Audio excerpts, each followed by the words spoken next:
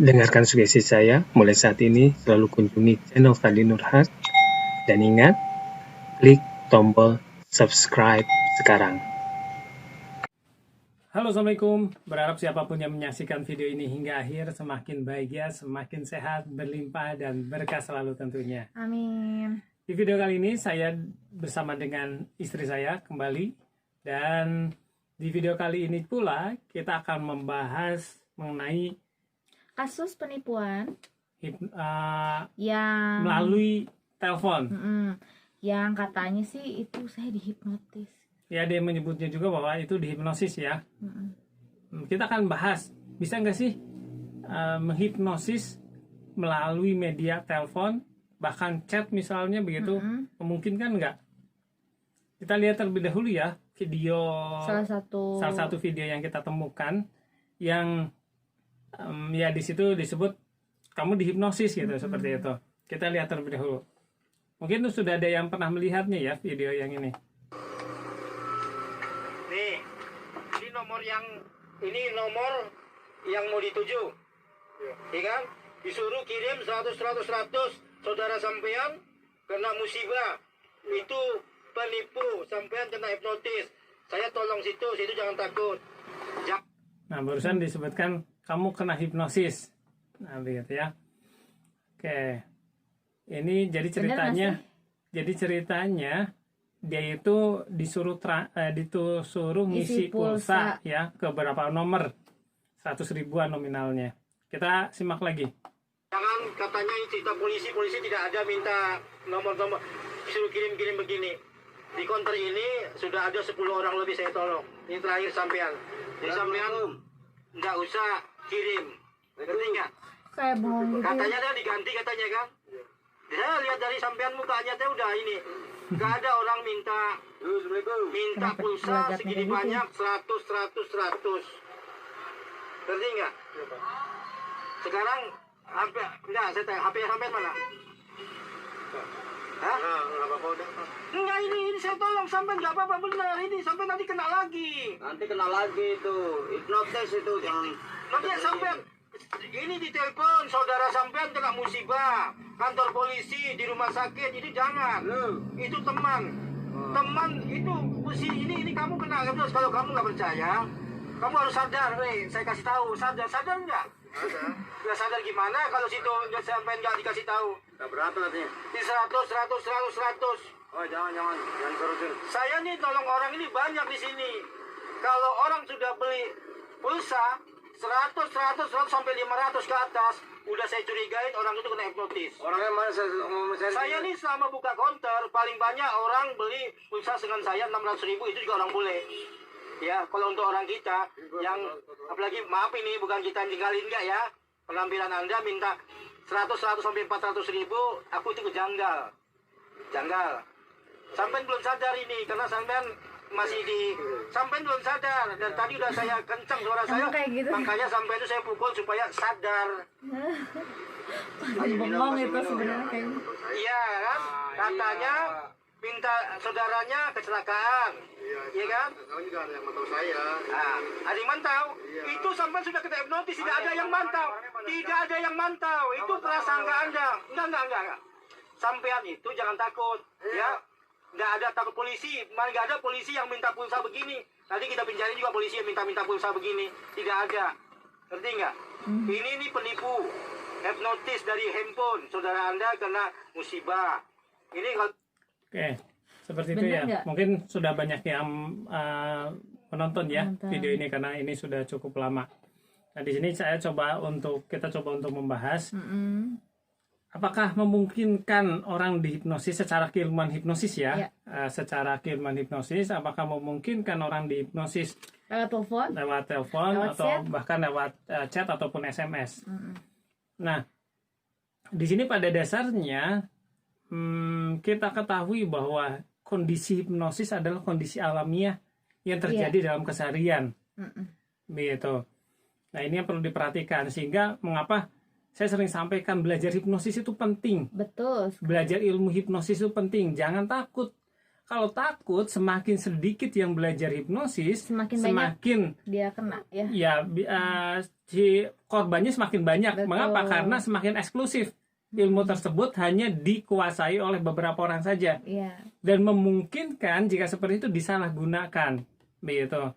Saya menyampaikan bahwa ilmu hipnosis ini pada dasarnya bisa saja untuk kejahatan. Betul. Seperti halnya alat ya. Karena hipnosis ini sendiri keilmuan ya seperti halnya alat. Ini hipnosis itu alat. Jadi bisa jadi dimanfaatkan untuk hal yang positif, untuk hipnoterapi, untuk hiburan, untuk stage hipnosis, juga bisa juga disalahgunakan oleh seseorang. Betul. Begitu. Karena pada dasarnya di sini keilmuan hipnosis ini sifatnya adalah pada dasarnya basicnya adalah komunikasi. Ya. Begitu, komunikasi persuasi, ada bagaimana cara mempengaruhi orang. Begitu. Jika kita tahu bagaimana komunikasi persuasi, komunikasi hipnosis, maka kita akan lebih besar kemungkinannya untuk mempengaruhi orang lain. Terus kitanya juga menyadari ya. Apalagi yang dihadapi orang awam, maka dia tidak tahu, dia digiring. Nah di sini memang pola-polanya seperti itu, modusnya. Yang perlu diperhatikan adalah modusnya adalah menyentuh hal-hal yang berhubungan dengan emosi. Begitu. Hal yang berhubungan dengan emosi, tadi ada yang sakit, begitu. Kecelakaan, terancam. Tadi ada rasa aman yang dimanfaatkan, rasa terancam yang dimanfaatkan, begitu. Jadi ketika dalam kondisi seperti itu orang akan trans. Ya, tidak bisa apa-apa begitu, seolah begitu, akan mengikuti saja. Begitu, apalagi kalau emosinya sudah dikuasai. Dan biasanya memang ketika proses seperti itu, dia terus ditekan terus, dibanjiri terus informasi. Cepet banget. Dibanjiri terus informasi, dan ya ini tentunya by design ya, ada skenarionya. Dan ini saya yakin orang-orang modus-modus yang seperti ini, mereka melalui riset juga. Walaupun ya maksudnya secara ini ya standarnya standar penipu begitu mereka, ya boleh dibilang mereka penipu lah ya begitu ya. Hanya saja memang tanpa disadari memanfaatkan kondisi hipnosis seseorang. Betul. Terlepas apakah dia belajar hipnosis atau tidak, yang lebih penting lagi adalah kita perlu lebih waspada terhadap kondisi hipnosis kita. Iya. Begitu, terlebih perempuan ya. Karena lebih mudah tersentuh emosinya, sisi emosinya ya, begitu ya. Lebih terenyuh begitu ya. Jadi ingat pernah loh, Pak. Jadi suatu ketika abis turun dari angkot, kirain ada itu nomor emergency, karena telepon beberapa kali nggak diangkat karena itu nomor nggak dikenal, biasa nggak diangkat. Cuman karena khawatirnya itu nomor yang memang belum saya simpan, saya angkat, dia langsung bilang, halo, hey, apa kabar? Langsung kayak gitu. Ingat saya nggak? Nah, siapa? Kan gitu banget. Masa nggak inget sih? Gitu. Kan gak enakan saya tuh ya. Siapa? Masa nggak inget? Itu teman SD yang waktu dulu itu, yang di kepolisian, dibilangnya tuh gitu. Saya ingat ada teman di kepolisian, memang benar. Siapa coba? Saya khawatir ditipu. Saya bilang, siapa namanya coba? Masa nggak inget yang teman sebangku? Terus saya bilang gini, saya nggak pernah duduk sebangku sama laki-laki, langsung ditutup sama dia. Ya. Nah kalau saya jawab di situ, oh ini, dan saya sebutin nama, kemungkinan gimana tuh? Iya, kemungkinan maksudnya begini. Pertama, yang telepon itu sifatnya juga beberapa random ya. Random ya, cenderung random. Sebetulnya tidak semua yang ditelepon itu berhasil. Begitu, hanya saja yang heboh yang berhasilnya kan, yang muncul di media yang berhasilnya kan. Padahal yang nggak berhasilnya mungkin ratusan. Yang nggak berhasilnya ratusan, yang berhasilnya paling 1-2 misalnya begitu ya. Hanya berapa persennya saja, 1%-nya saja misalnya begitu. Tapi kan yang heboh yang berhasilnya, begitu. Jadi mereka pun ya awal-awalnya ngetes aja begitu. Ngetes ya? Kayak tadi misalnya, masih ingat saya enggak gitu misalnya. Pas ketemu sama orangnya yang tadi kayaknya suaranya familiar begitu. Kemudian dia juga tepat, punya teman yang sama persis. Ketika ada pacing yang sama, maka kena begitu. Akan cenderung kena. Pas telepon kemudian mismatching itu tidak sama begitu. Ternyata nggak punya teman polisi misalnya begitu, dia gagal skenarionya. Skenario itu karena tadi ya random tadi, maka akan cenderung ada salah satunya yang cocok begitu. Salah satunya yang cocok. Ngerti. Apalagi kalau penipuan tentang modusnya adalah tentang dapat hadiah begitu ya. Peluangnya lebih besar. Kenapa kok? Karena banyak orang yang kepengen dapat hadiah. Betul, dan pengen dapat uang. Dan kan pernah lah sesekali ikut undian gitu loh. Cuma nyoba-nyoba sebenarnya, nggak ada niatan gimana. Pernah dapat SMS yang kayak gitu kan. Kan jangan-jangan iya nih gitu, jangan-jangan karena tapi pernah kok beda, ikut, iya. Tapi kok beda kontak person sama tertera. Nah, mereka juga karena melakukan riset sebetulnya, maksudnya skenario itu pun disusun begitu, udah disusun, kemudian ya kalau yang benar-benar profesional mereka juga ada juga yang ngambil data kita juga, sehingga bisa tahu benar dengan Pak Fadli misalnya tinggal di Garut, misalnya disampaikan di pacing. Artinya kita menyampaikan si subjek si pelaku itu menyampaikan informasi yang kecenderungannya diiyakan oleh pendengarnya minimal 3 kali. Ketika iya, maka kecenderungan selanjutnya akan lebih mudah untuk diarahkan. Oh, berarti kita harus hati-hati dulu dong, harus menjaga diri ya. Tuh. Jadi ketika ada yang telepon kemudian kita curiga bahwa dia kayak ngegiring kita, di mana kita dipaksa untuk menjawab iya begitu, maka memungkinkan itu adalah kita sedang proses dipengaruhi. Oke, gitu. Sehingga langsung waspada. Ya. Langsung waspada. Untung waktu itu saya menjawab kayak gitu, maksudnya karena enggak kok langsung ditutup sama dia. Dan juga biasanya kita tidak diberi kesempatan untuk berpikir lama begitu. Langsung dibanjirin terus. Langsung ditanya sebenarnya iya waktu itu juga dia prosesnya nelfon terus. Masa nggak inget? Tunggu pasti tunggu ngomong tunggu gitu. Jadi seolah-olah jahat saya jahat ngelupain dia. Masa nggak kenal gitu kan seperti itu. Ya sisi emosionalnya kan disentuh begitu. Pas saya sebutin maaf, saya nggak pernah duduk sebangku sama laki-laki, langsung ditutup. Karena langsung mismatch, maksudnya langsung tidak sesuai dengan skenario. Pokoknya dia berusaha untuk menyampaikan dan ketemu sama orang yang sama dengan skenario yang sudah dibuat. Terus ini yang satu lagi yang menarik itu adalah SMS yang tiba-tiba. Kan suatu ketika beli di online shop, ya kebetulan beli di online shop yang teman kenal gitu. Pas memang mau transaksi, tiba-tiba ada SMS masuk, kirimnya ke nomor yang ini aja, ojol-ojol kayak gitu. Silakan kok beda. Karena takut. Tadinya mah nggak mikir maksudnya yang biasanya, oh ya udah yang main ngirim aja ya, udah nggak pernah salah. Cuman luar biasanya saat itu sadar SMS tunggu di screenshot lah, dikirimin ke nomor yang biasa kontakan sama teman itu. Bukan hati-hati. Iya, banyak yang kayak gitu yang ternyata ini nomor rekening saya gitu. Jadinya kesini aja ngirimnya. Banyak yang seperti itu. Padahal kan hampir-hampiran. Waduh, hampir-hampiran itu dah. Kalau nggak aware gimana tuh? Ya banyak yang SMS juga itu. SMS random seperti itu. Kirim ke rekening ini saja begitu. Itu pun random sebetulnya.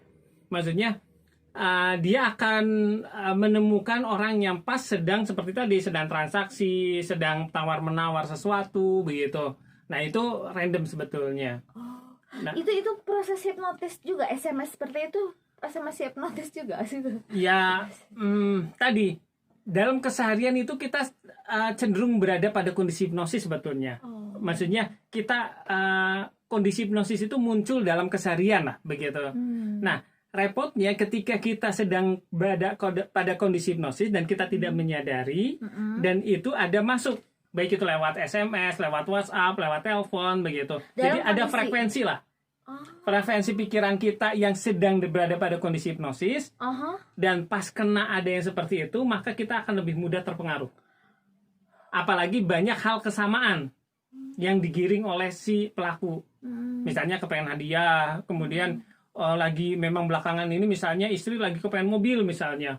Pengen mobil, tetangganya udah pada lihat mobil baru misalnya begitu. Si istrinya udah minta aja terus, mertuanya udah minta terus misalnya begitu beli mobil.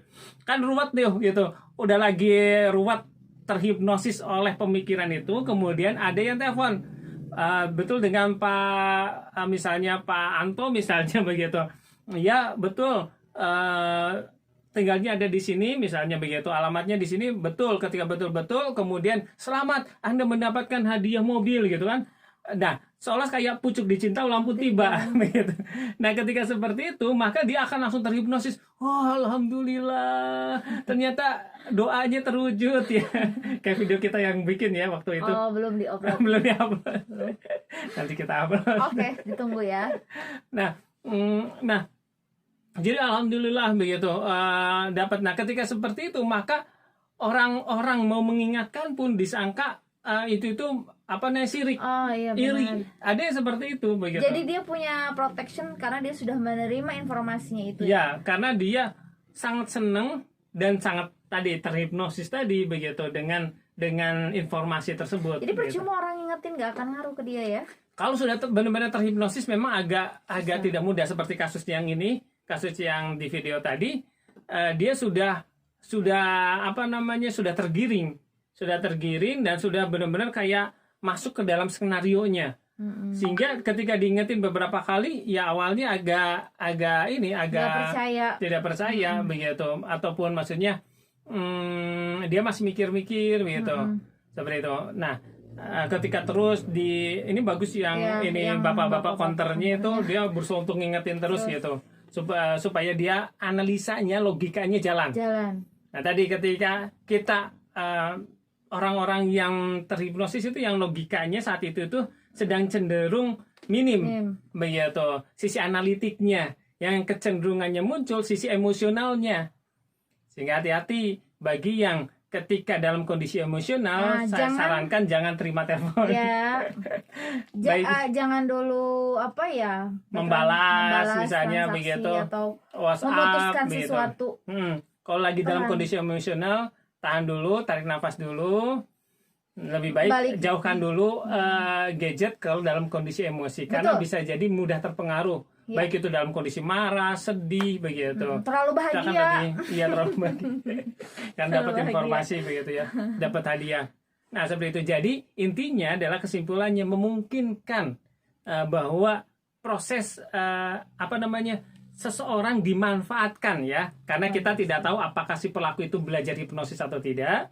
Begitu, pada dasarnya yang lebih penting lagi adalah memungkinkan kondisi hipnosis kita dimanfaatkan oleh orang lain yang tidak bertanggung jawab. Betul. Sehingga pesan saya, belajarlah melalui channel ini ataupun melalui manapun begitu, buku begitu, belajar tentang bagaimana memahami cara kerja pikiran. Betul. Nah, di keilmuan hipnosis ini kita belajar bagaimana memahami cara kerja pikiran. Nah, semakin kita memahami, maka semakin kita bisa lebih memberdayakannya, memproteksinya, begitu. Kalau nggak kita sadar dengan pikiran kita cara kerja yang kayak bagaimana, maka bisa jadi diperdaya oleh orang lain. Betul itu. Dikerjain oleh orang lain, begitu. Dan benar, terasa sekali manfaatnya.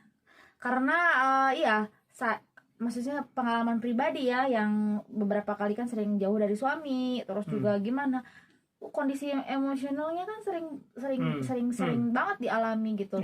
Alhamdulillah setelah banyak mempelajari, diajarin oleh suami gitu, semakin sadar dengan pola-pola komunikasi, dengan pola-pola orang, apakah saya diperdaya atau tidak. Seandainya itu bermanfaat buat saya ikuti gitu dari situ. Dan emang betul satu kuncinya, kita harus bisa menyadari kondisi emosi kita. Kalau emang dalam kondisi lagi nggak bisa, ini udah mending jauh, mending menghindar. Gunakan otak logikanya, analisanya, otak kirinya. Kasih waktu aja dulu, sabar, biarkan dulu aja, biarin. Walaupun harus memberikan keputusan yang sangat segera, misalkan, jangan. Kalau lagi emosi jangan. Gitu. Oke, berharap bermanfaat apa yang kita sampaikan di video ini. Dan jika ini bermanfaat, silahkan like, share juga. Berharap semakin banyak yang mengetahui informasinya. Dan tentunya berharap siapapun yang menyaksikan video ini hingga akhir sampai di titik ini semakin bahagia, semakin sehat, berlimpah dan berkah selalu tentunya. Terima kasih. Wassalamualaikum warahmatullahi wabarakatuh. Dengarkan sugesti saya mulai saat ini, selalu kunjungi channel Fadli Nurhas. Dan ingat, klik tombol subscribe sekarang.